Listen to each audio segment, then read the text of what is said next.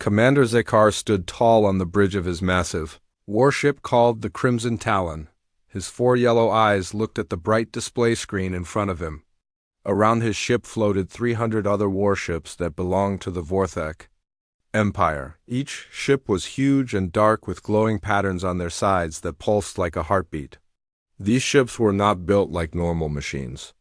They were grown like living things with thick skin that could heal itself, and weapons that fed on energy from defeated enemies. The bridge was filled with his crew members who moved around checking their stations. Sub-Commander Thyllis walked up to him with a datapad in her clawed hands. She had the same 4 eyes as all Vorthek, but hers were green instead of yellow. Her voice was sharp when she spoke. "Commander, our scouts have finished their reports about the human worlds," she said while looking at the numbers on her screen. "They have 7 planets where they grow food. About 40 million humans live on all these worlds combined. Our spy ships say they have very weak defenses." Zekar made a clicking sound with his mouth parts, which meant he was happy. The Vorthek Empire had attacked and conquered 17 different alien races across the galaxy. Each time it took only a few days before the enemy gave up or died.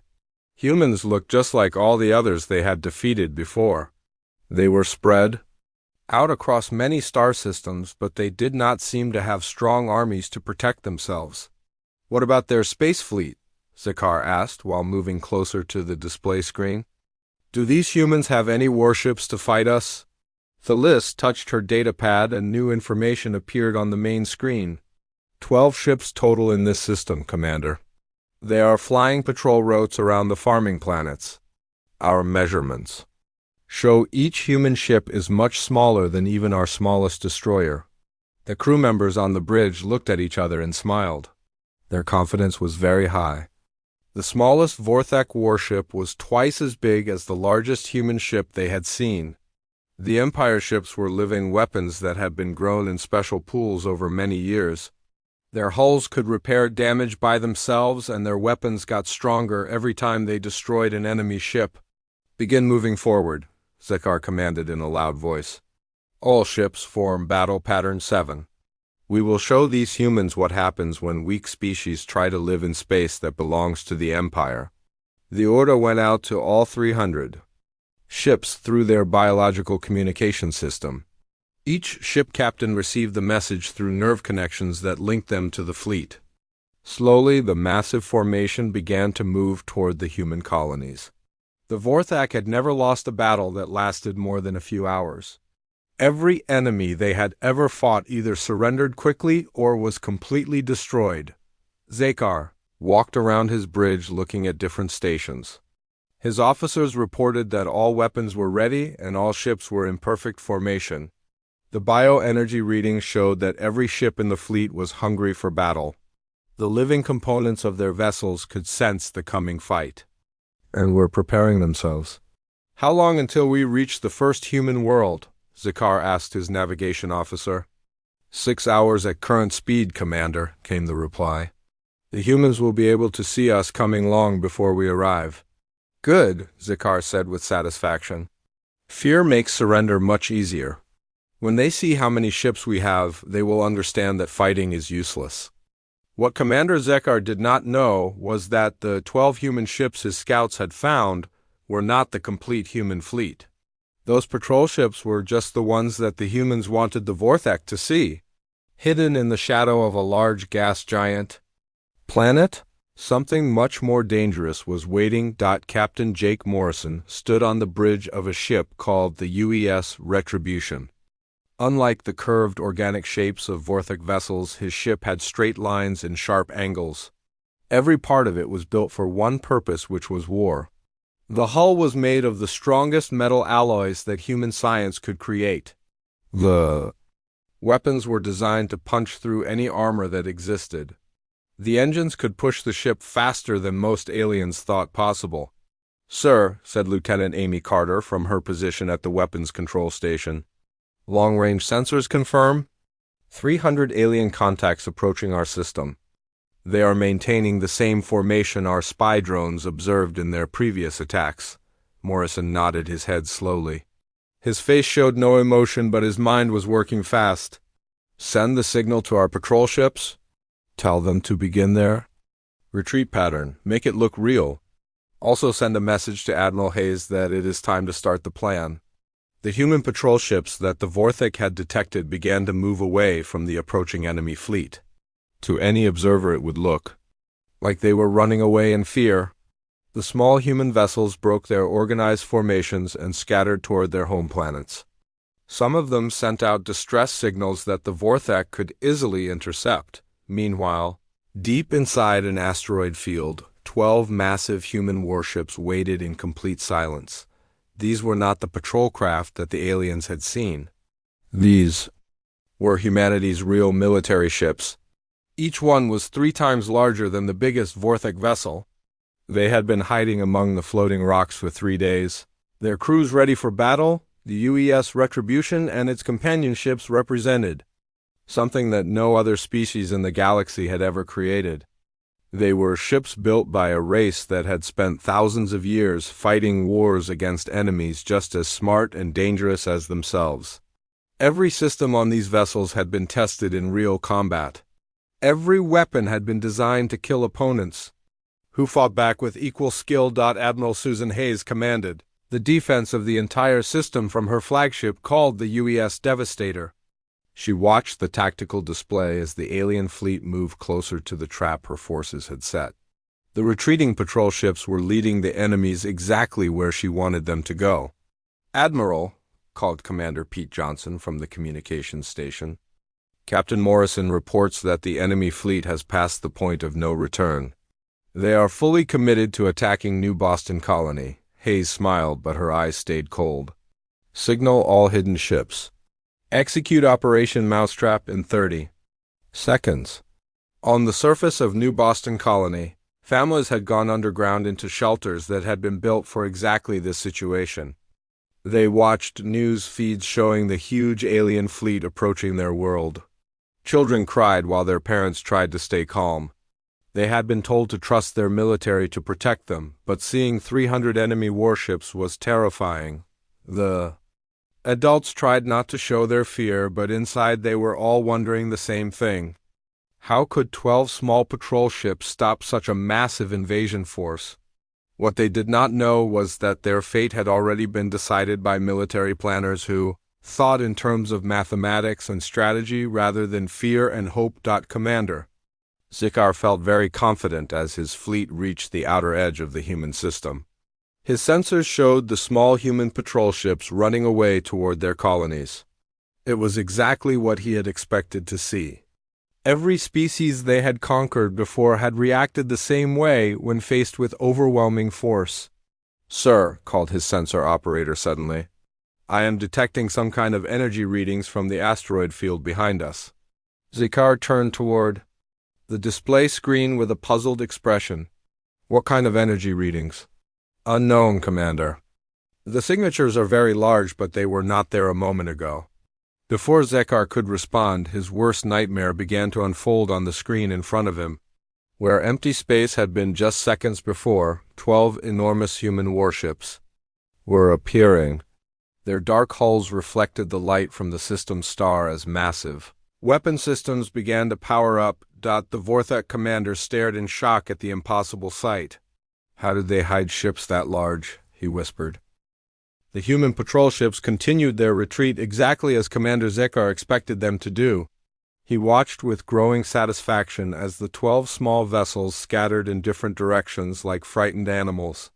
Their tight formations broke apart, and they began broadcasting distress signals on frequencies that his communication officers could easily intercept.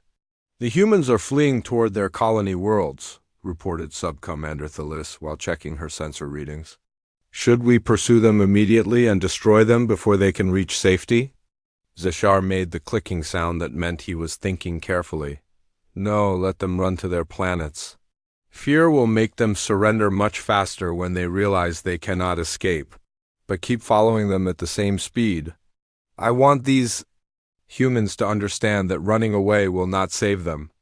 The massive Vorthak fleet moved forward through the outer asteroid belt like a dark cloud of death. Their bioluminescent hulls cast strange shadows among the floating rocks as they passed. The organic sensors on each ship were designed for hunting living creatures across vast distances. These sensors focused completely on tracking the fleeing human patrol ships ahead of them.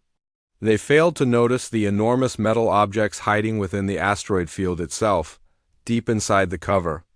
Of the largest floating rocks, human warships waited without making any sound or movement.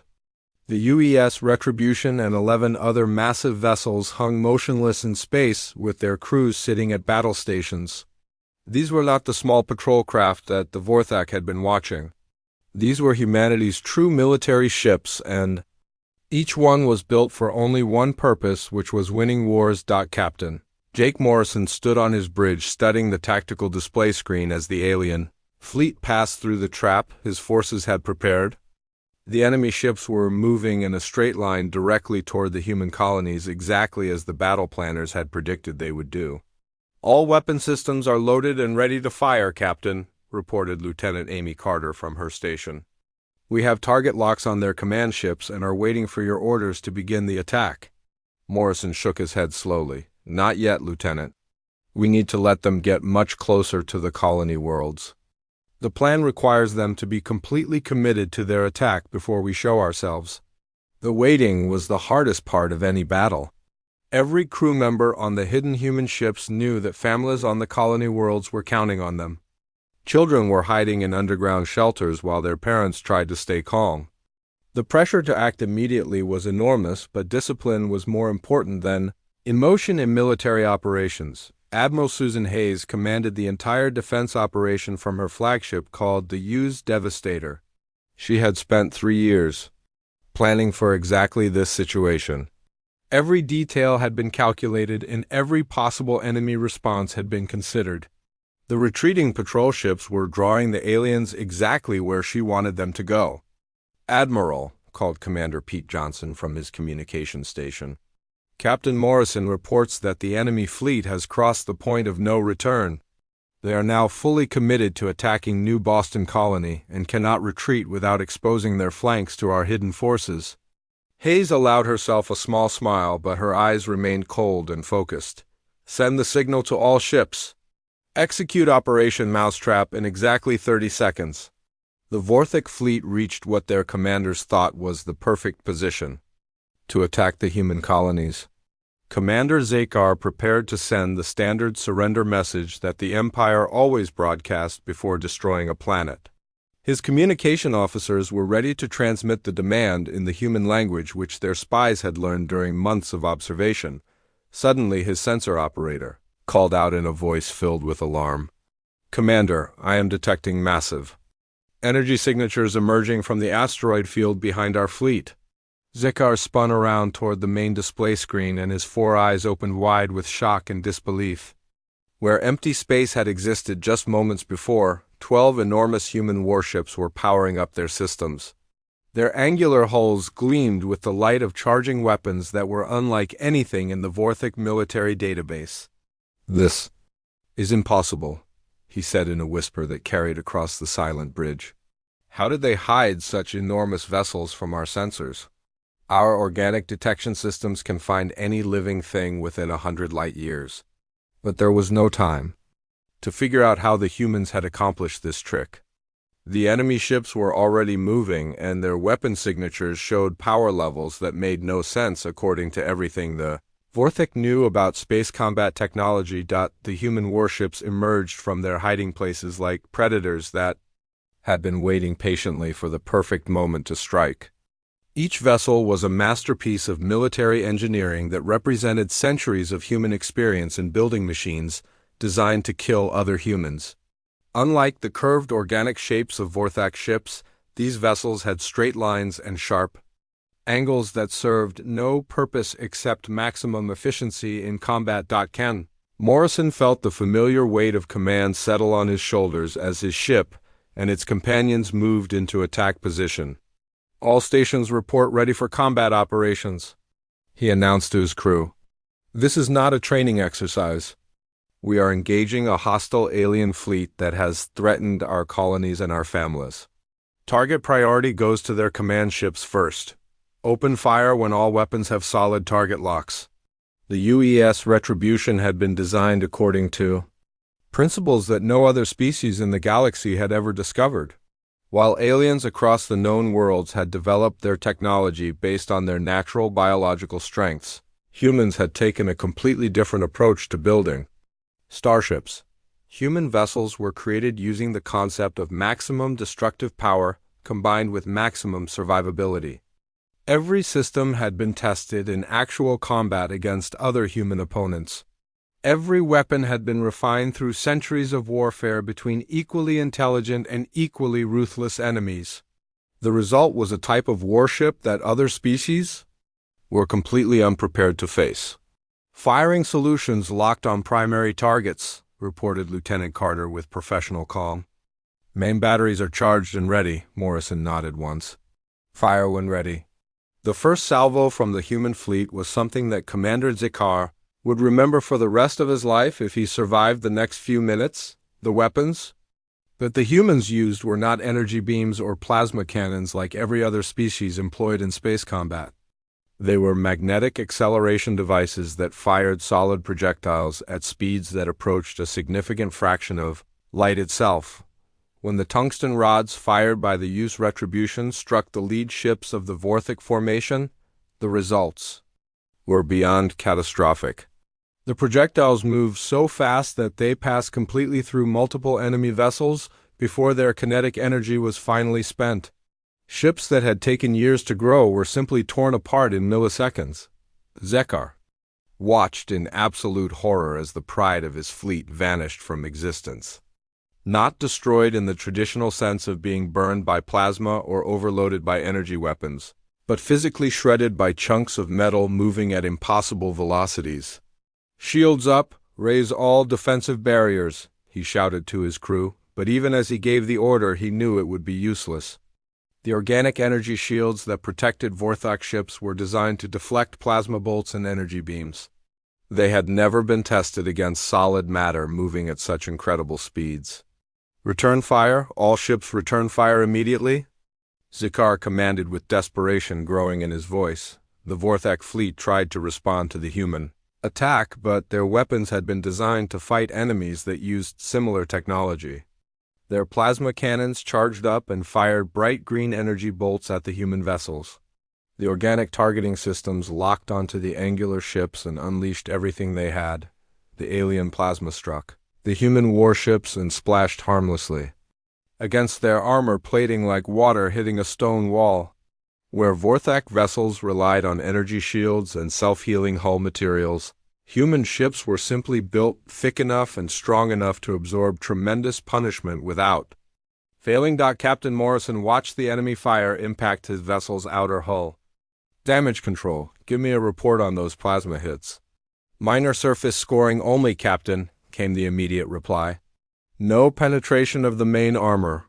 All systems remain fully operational." It was at that moment that Commander Zikar began to understand the true scope of the mistake his empire had made. These humans had not built their ships to be beautiful or elegant in the way that most spacefaring species understood engineering. They had built their vessels to survive and kill in the most hostile environment possible, which was war against other humans who were just as smart and just as ruthless as themselves.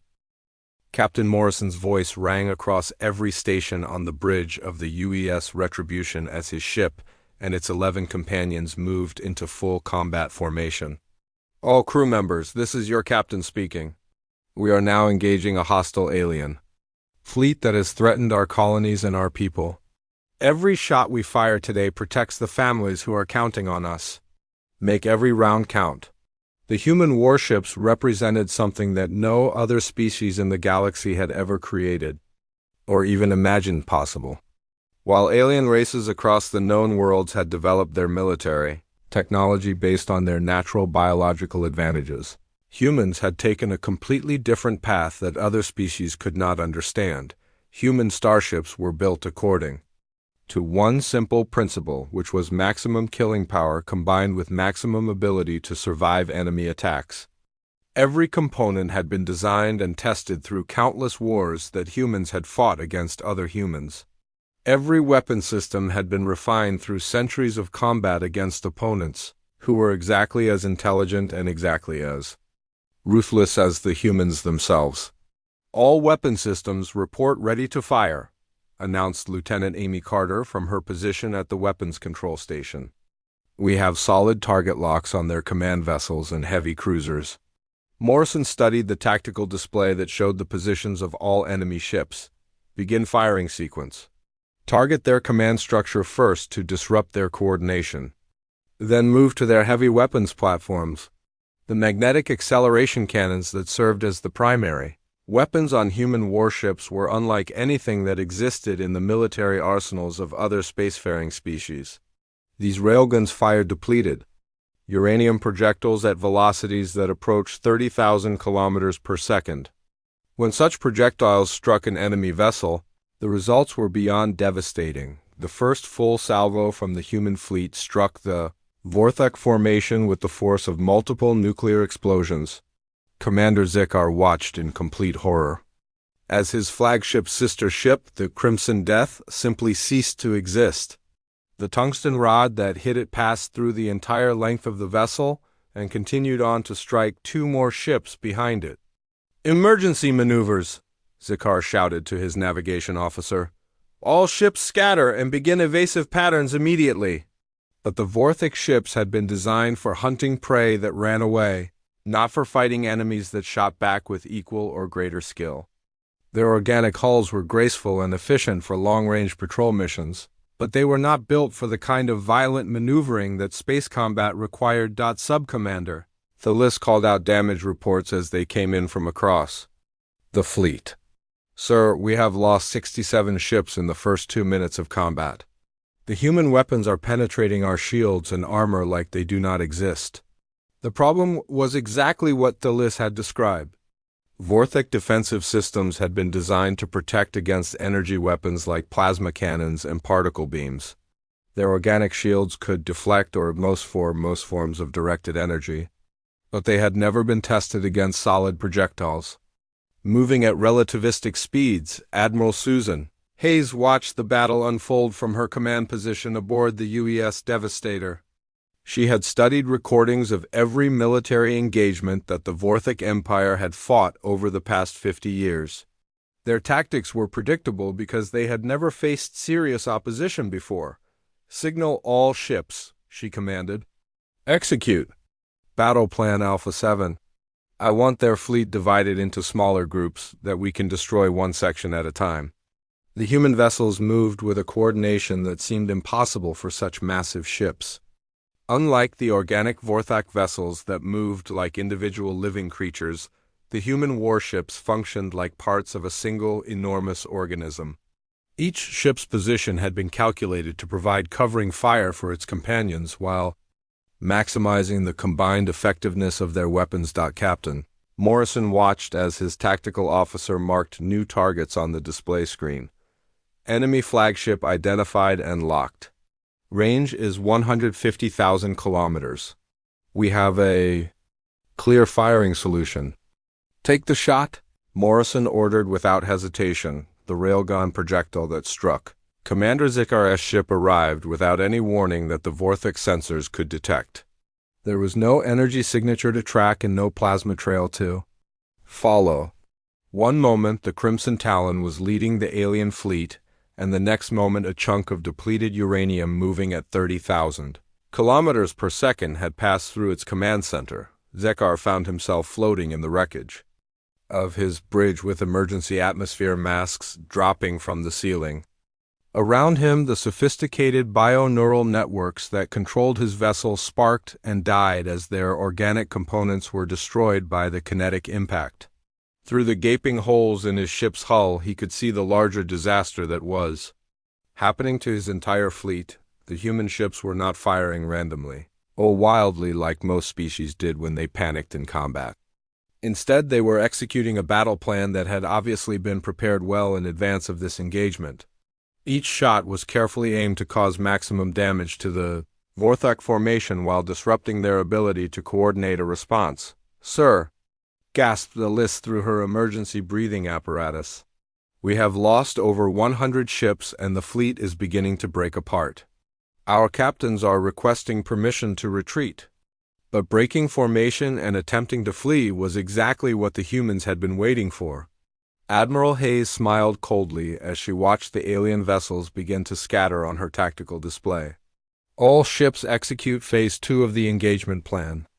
What the Vorthak did not understand was that humans had been fighting enemies who tried to run away for thousands of years. Every human military doctrine included detailed procedures for pursuing and destroying fleeing opponents. The response was immediate and absolutely devastating. The 12 human warships split into 4 groups of 3 vessels each. Every group began pursuing a different section of the scattered Vorthak fleet. The superior acceleration and maneuverability that human ships possessed allowed them to overtake the alien vessels with ease. Captain Lisa Parker commanded the UES Vengeance as it closed in on a group of fleeing Vorthak cruisers. "Lock weapons onto their engine sections," she ordered her crew. "I want them disabled but not completely destroyed. Our intelligence people will want to question survivors." The precision strikes that followed demonstrated another aspect of human warfare that other species had never developed. Where most races fought with maximum force all the time, humans had learned to apply exactly the right amount of violence needed to achieve their specific objectives. Commander Zikar managed to access what remained of his fleet's communication network through a damaged console on his ruined bridge. What he heard there filled him with a terror that was deeper than his fear of death. His ship captains were not just reporting military defeat, they were reporting phenomena that they could not understand or explain. Human ships seemed to know where Vorthak vessels would move before the aliens made their maneuvers. Human weapons struck targets with impossible accuracy across distances that should have made precision fire completely impossible.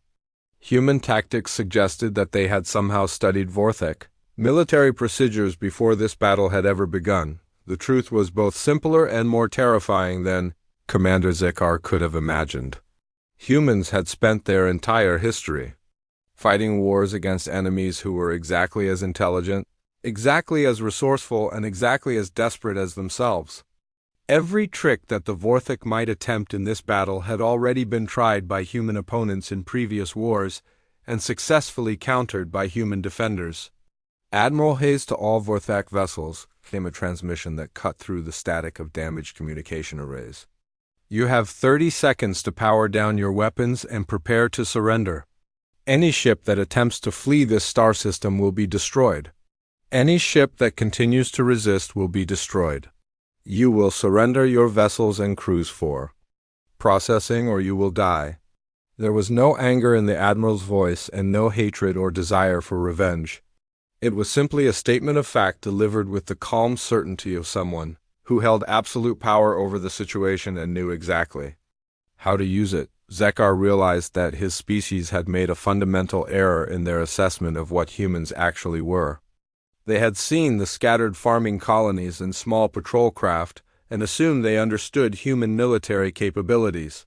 They had never considered that a race might deliberately appear weak while hiding overwhelming strength, but more than that, they had failed to understand what it truly meant to be human in a galaxy where most species had forgotten how to fight real wars. As the battle continued to unfold, the true genius of human military thinking became clear to everyone who witnessed it. While the Vorthak fleet still outnumbered the human ships by more than 20 to 1, Captain Morrison and his fellow commanders had already planned for exactly this situation during their months of preparation. "All ships execute Formation Delta," Morrison commanded through the fleet communication system. "Begin evasive pattern 7 and maintain coordinated fire discipline." The human warships moved through space with a level of coordination that seemed impossible for vessels of such enormous size. Unlike the organic Vorthak ships that moved like individual living creatures following their own instincts, the human vessels operated like a single organism that was composed of multiple perfectly synchronized parts each ship's position had. been calculated not just to maximize its own fighting effectiveness, but to provide covering fire for its companion vessels, while creating overlapping fields of destruction that no enemy could survive. When one human ship maneuvered to avoid incoming fire, another ship automatically moved to cover the gap in their defensive formation. Lieutenant Amy Carter continued to call out targeting information with mechanical precision that never wavered, despite the chaos of battle happening around them. Enemy command vessel designated Alpha 7 has been identified and marked. Range is 200,000 kilometers. All firing solutions are locked and confirmed. Morrison studied the tactical display for exactly 3 seconds before making his decision. Engage the target. Fire when ready. The magnetic acceleration cannon that fired from the UES Retribution sent a depleted uranium projectile across the void at a velocity that made tracking impossible for Vortex sensors. The tungsten cord round struck Commander Zekar's flagship. With the kinetic energy of a small asteroid impact, Zekar felt his entire ship shudder and twist as the projectile tore through multiple decks before exiting through the opposite side of his vessel. The sophisticated bio-neural networks that controlled every aspect of his ship's operations began to fail, one by one, as their organic components were destroyed by the massive structural damage around him. The bridge crew struggled to maintain their positions as emergency systems activated and toxic gases began venting from ruptured biological conduits.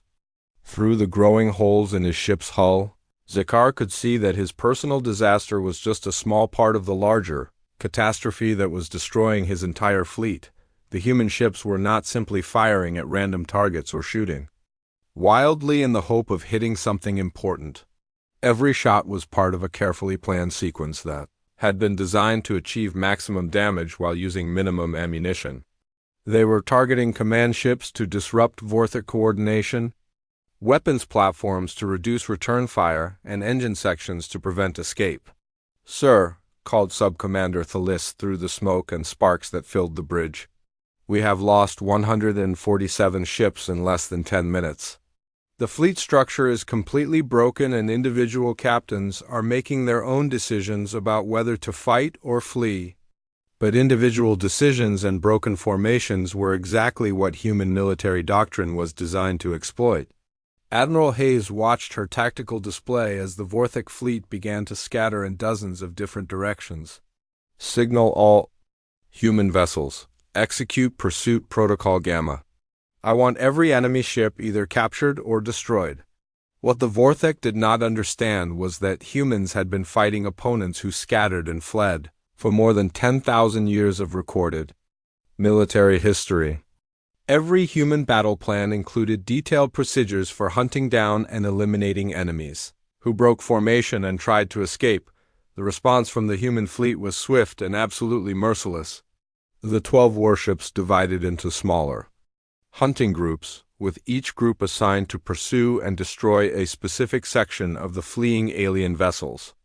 Their superior speed and acceleration allowed them to overtake any Vorthak ship that tried to run. Captain Lisa Parker commanded the UES Vengeance as her vessel closed in on 3 Vorthak heavy cruisers that were attempting to reach the edge of the star system. "Target their propulsion systems," she ordered her weapons officer. "I want them stopped but not completely destroyed. Intelligence will need prisoners to interrogate." The precision that human gunners demonstrated in the following minutes was something that no other species in the galaxy could have matched.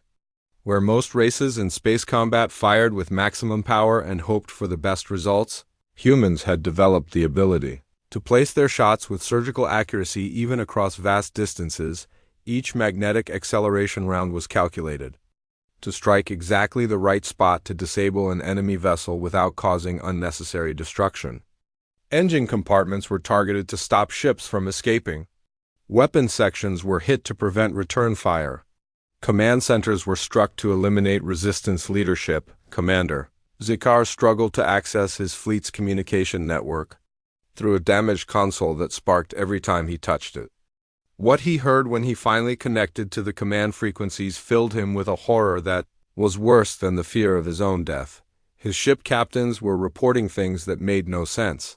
according to everything the Vorthic Empire knew about space warfare. Human vessels that seemed to predict where alien ships would move before the Vorthec. Pilots had even decided on their course changes. Human weapons that could hit targets with perfect accuracy at ranges where such precision should have been completely impossible. Human tactics that suggested the enemy had somehow obtained detailed information about Vorthec military procedures and had planned countermeasures for every possible response.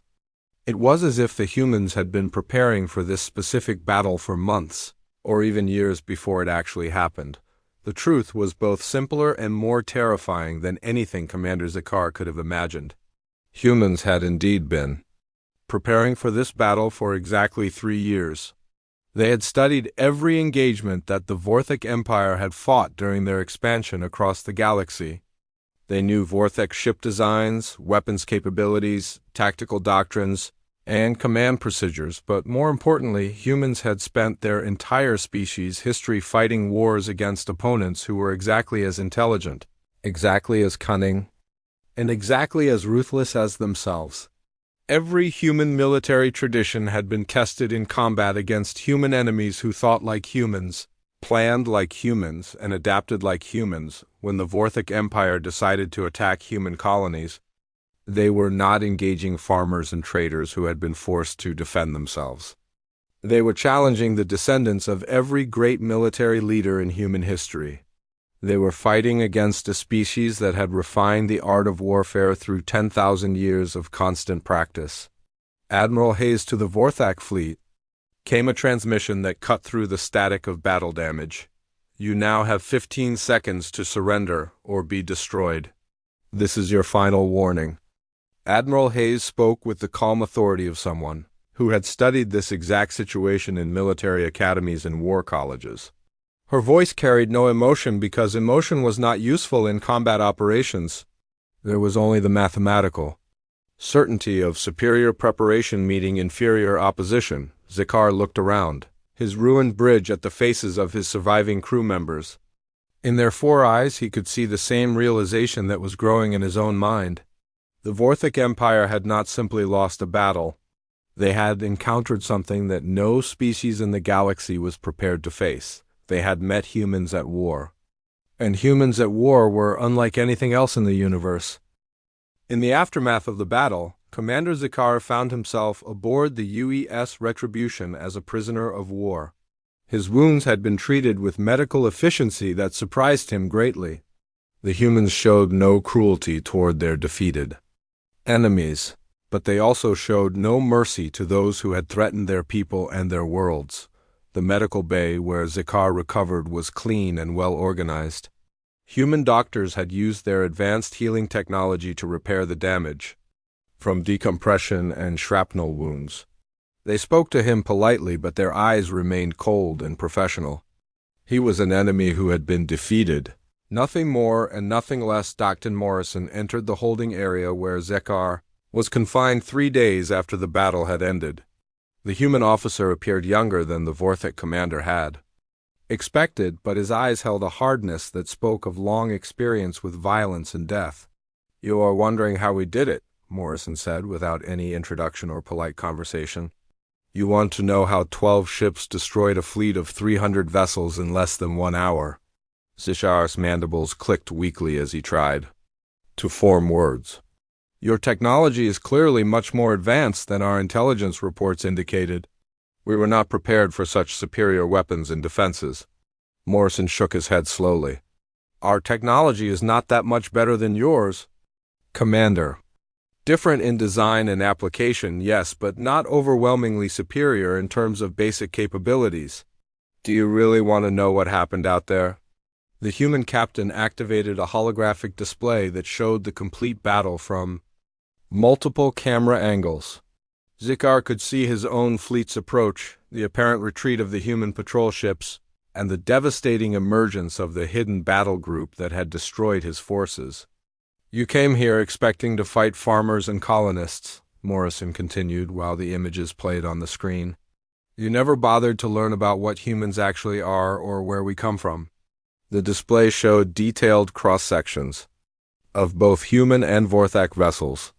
The differences in design philosophy were immediately obvious. Vorthak ships were elegant and organic, built for long-range exploration and the conquest of primitive species. Human ships were angular and brutal, designed for only one purpose, which was winning wars. Every species you conquered before us developed spaceflight technology after they had achieved peace on their homeworlds, Morrison explained while pointing to different parts of the display. They built their first starships for exploration, for trade, for scientific research, and for colonization.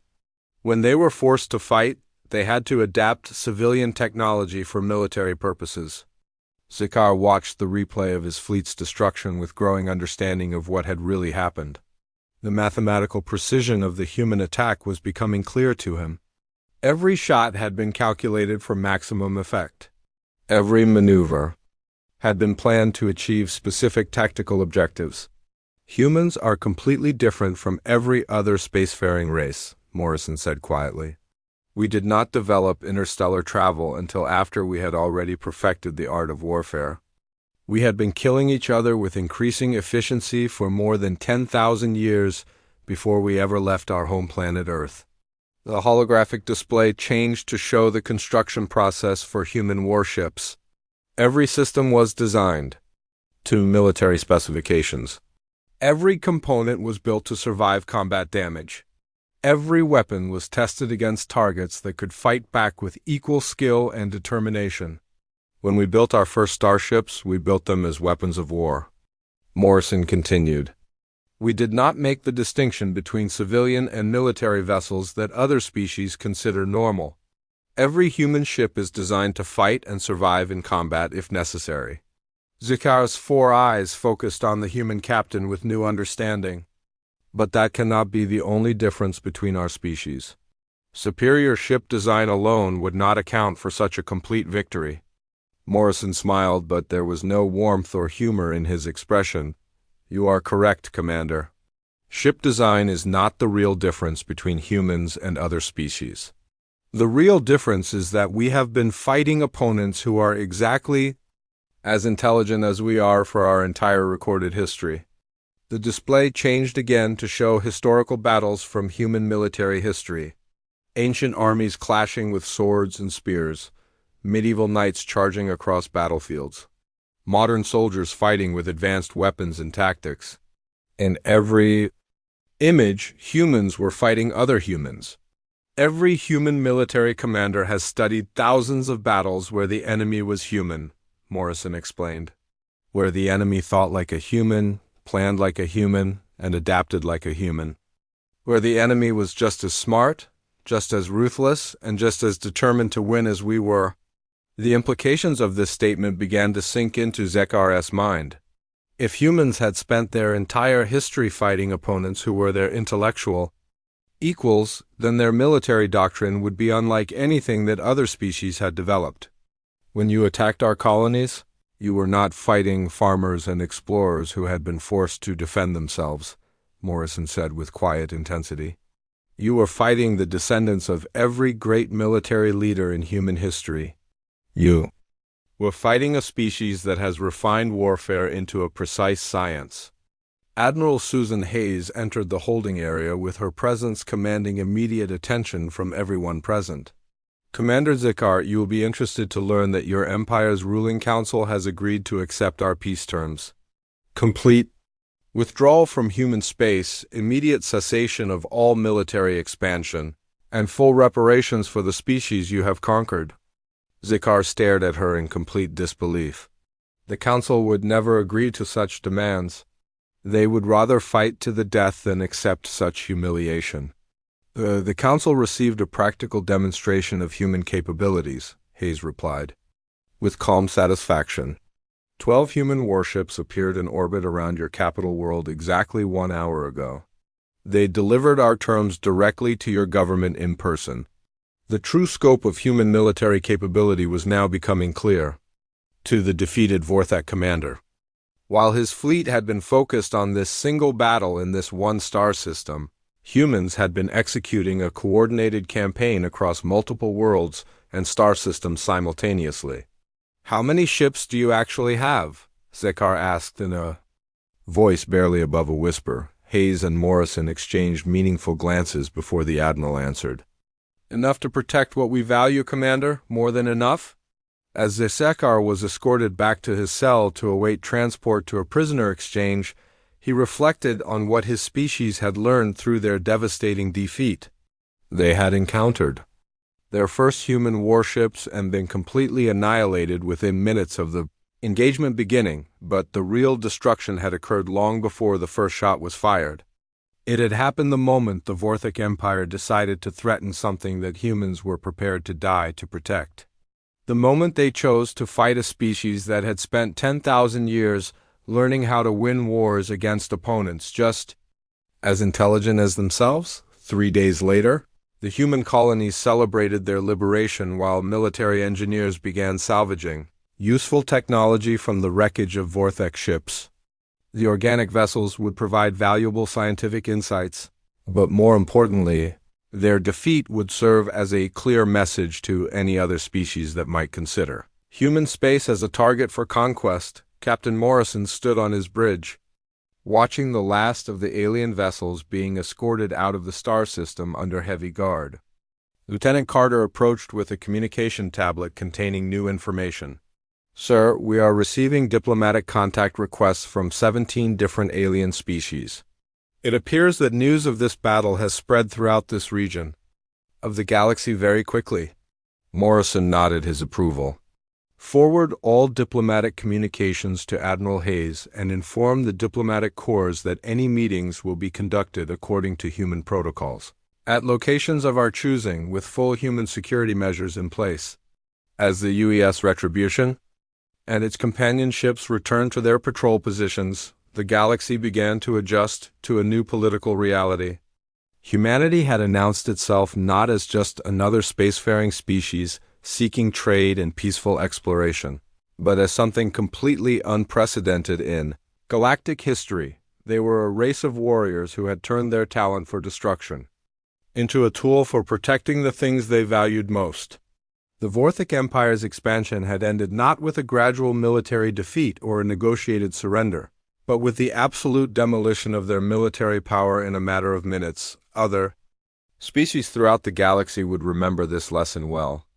Those who were wise enough to learn from the Vorthak example would find that humans could be valuable allies and trustworthy trading partners.